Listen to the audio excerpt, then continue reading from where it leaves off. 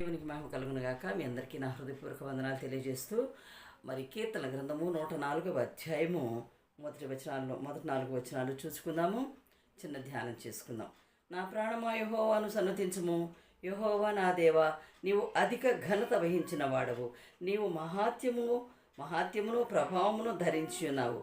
వస్త్రము వలె వెలుగును నీవు కప్పుకొని ఉన్నావు. తెరను పరిచినట్టు ఆకాశ విశాలమును నీవు పరచి ఉన్నావు. జలములలో ఆయన తన గదుల దూలములను వేసి ఉన్నాడు. మేఘములను తనకు వాహనముగా చేసుకుని గాలి రెక్కల మీద గగనము చేయుచున్నాడు. వాయువులను తనకు దూతలుగాను అగ్నిజ్వాలలను తనకు పరిచారకులుగాను ఆయన చేసుకుని ఉన్నాడు.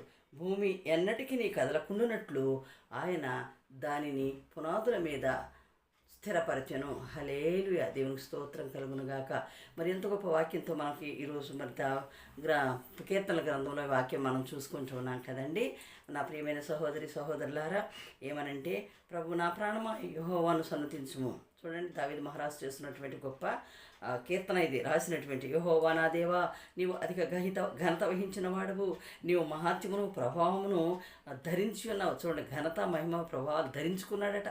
ధరించుకొని దేన్ని ధరించుకుంటాం? మనము వస్త్రాన్ని ధరించుకుంటాం మన శరీరం మీద కదా.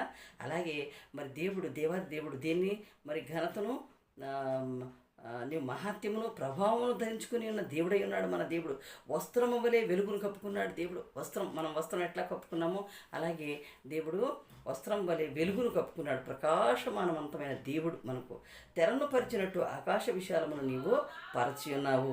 జలములలో ఆయన తన గదుల దూలములను వేసి ఉన్నాడు. మేఘములను తనకు వాహనముగా చేసి మేఘాల మీద యేసు వచ్చుచున్నాడు, పరిశుద్ధులందరినీ తీసుకుపోతాడు అంటాం కదా. అదేవిధంగా మేఘాలని వాహనంగా చేసుకుని ఉన్నాడు దేవుడు. దేవునికి స్తోత్రం కలుగునుగాక. మరి వాయువులను తనకు దూతలుగా చేసుకున్నాడు. వాయువులు అంటే గాలులు. అగ్నిజ్వాలనేమో తనకు పరిచారకులుగా చేసుకుని ఉన్నాడు. భూమి ఎన్నటికీ కదలకుండానట్లు ఆయన దానిని పునాదుల మీద స్థిరపరిచాడు. హల్లెలూయా. దేవునికి స్తోత్రం కలుగునుగాక. మరి దాని మీద అగాధ జలములను నీవు వస్త్రం వలె కప్పితివి. హల్లెలూయా. ఎంత గొప్ప దేవుడండి మన దేవుడు, గొప్ప దేవుడు.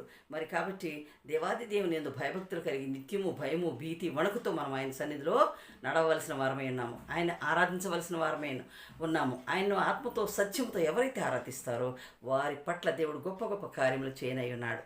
దేవుడు ఈ కొద్ది వాక్యం దీవించి ఆశీర్వదించును గాక. ఆమేన్, ఆమేన్.